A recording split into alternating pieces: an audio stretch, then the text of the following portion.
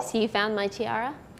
Well, I've been thinking about it, and maybe you're not the only one with royal relatives. Maybe there is noble blood flowing through these veins too. Well, you won't know until you send in that sample and have the ancestry test done. I'm working on it. I can't seem to get my salivary glands to cooperate. Would you like me to make you mad? Go for it. Okay. Zombies are not real. I hate zombies. Zombies are stupid. I'll show you. Well, this is all very exciting. Seriously, what do you think the results will tell you about your ancestors? Well, that they're Romanian mostly. Quite possibly a little bit of zombie as well. Well, that wouldn't surprise me, but I'm pretty certain the undead isn't included in the analysis. What? What's even the point then? I thought you said you wanted to find out if you were royalty. Yeah, I was kind of hoping there was a zombie queen in my family tree. Dead certain there ain't. But you won't know anything until you send off the sample. Then we can talk about all things ancestry related this week on DNA Decoded.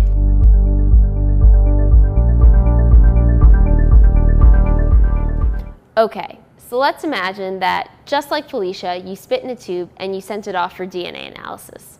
The company will analyze your spit and tell you about your family trait. There are plenty of videos on YouTube where folks reveal their DNA ancestry results. You can check it out if you don't believe me. Not that I've ever binge-watched YouTube or anything. Celtic princess. But you might be asking, why spit? Why not take a blood sample or a cheek swab? Getting a blood sample is pretty invasive, and who likes needles? Plus, it would be dangerous, dumb, and impractical for people to take their own blood samples at home. Next, cheek swab. A cheek swab is what is called a dry method. It's pretty non-invasive, but you still have to stick something in your mouth to scrape off the cells from the inside of your cheek. Plus, the sample can be contaminated with mouth bacteria. Yes, even those of us who floss have mouth bacteria. But spit, that's the winner here. Spitting in a tube is called the wet collection method for obvious reasons. It's totally non-invasive because you spit into a tube. You don't put the tube in your mouth, unless you didn't read the instructions. You did read the instructions, right? Yeah. Did you know your spit contains almost as many white blood cells as a blood sample? It does. When you close up the spit tube you get from the testing company, a buffer is automatically added. That chemical stabilizes your DNA so it won't get damaged, even if there are extreme changes in temperature during shipping. Okay, that's why you need to spit in a tube. But what happens after you ship it off? There are a handful of genetic genealogy tests out there, and there are lots of different companies that offer variations on those tests. We're not going to tell you which is the best because that's up to you. But we are going to talk about some of the ways that testing is done. The first method is to look at what's called your autosomal DNA. That's the DNA that's in the 22 chromosomes that you inherited from both of your parents.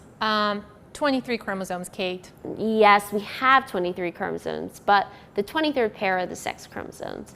That pair gets dealt with a little differently. We'll talk about it in a minute. Many researchers use autosomal DNA in their studies because it provides a richer, more complicated picture of your genetic makeup. Remember when we said that humans are over 99% genetically the same? Well, comparing the less than 1% variation in our genes provides us with a lot of information about what makes us us. We can now test and compare about 700,000 sites on these chromosomes. This information can be used to determine family relationships, second cousins 3 times removed and that kind of thing, as well as our ethnic heritage. Autosomal testing can go back about 7 generations or 210 years into your past. The second method is to just take a look at the X chromosome in our sex chromosome pair. You probably know that a male inherits an X chromosome from his mother, while a female inherits an X chromosome from both her mother and her father. Tracing your X chromosome through the family lineage gives broad information on your ancestral roots. The third method is to look at your Y chromosome, if you have one. This method allows males to trace their family back through male ancestors. If you're a woman who wants to trace your paternal lineage and you want to have this test done, you'll have to recruit a male relative on your father's side who's willing to be tested. The Y chromosome is passed down from father to son, basically unchanged through generations, except for random mutations. These random mutations are called markers. They happen naturally and are usually harmless. Once the markers have been identified, geneticists can go back in time and trace them to the point at which they first occurred. People who share the same mutation share a common ancestor and belong to what is called a haplogroup. Scientists found a mutation of the Y chromosome that spread very rapidly across Asia about 1,000 years ago. Nearly 16 million men, almost 8% of the male population in the region, have Y chromosomes that are nearly identical. What could cause this? Well, the men are living in the same region as the former Mongol Empire. The genetic evidence and the historical records that describe the Mongol invasion suggest that 16 million men are descended from Genghis Khan and his male relatives. So far, we've talked about testing the 23 chromosomes that are contained in a cell's nucleus. However, did you know that you have more genes? The mitochondrion is the only other place that stores genetic information outside the nucleus, and it's much easier to analyze than the DNA found in your chromosomes. Typically, the mitochondrion contains an additional 37 genes that mostly encode for the type of RNA that helps us build proteins. You might remember we talked about the mitochondrion in passing in week 1. We called it the powerhouse of the cell because it produces the energy that the cell needs to function. The mitochondrion looks a bit like a kidney. You also remember DNA plasmids, right? DNA that's in a ring instead of a linear double helix. Well, mitochondria have circular DNA plasmids in it. This DNA is unique in the way it's inherited. We usually think about DNA as half coming from your mother and half from your father. Well, mitochondrial DNA is an exception.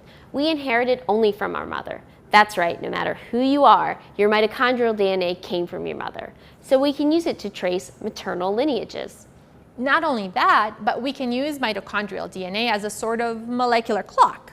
Mitochondrial DNA contains a region that changes rapidly. We know that every so often a mutation will occur. We can use this information to calculate how old DNA samples are. Hey, we forgot about one final test, the one that looks at the Z chromosome. Ugh, Felicia, there is no Z chromosome. Tell that to my great-great-grandmother, the queen of the zombies. So quick recap. We explained why spit is the best fluid for sending to genealogy DNA companies. They can use the DNA in saliva to give you a better idea of where you're from and what quirks you share with your folks in your family photographs. We've talked about how we can use DNA to trace our heritage and lineage, even back thousands of years and lots of generations. That's true whether they're in 22 of our chromosomes, our sex chromosome, or our mitochondria. I'm hungry again. What do you feel like eating? Brain. Ugh, you're such a goof. Let's go get some cake.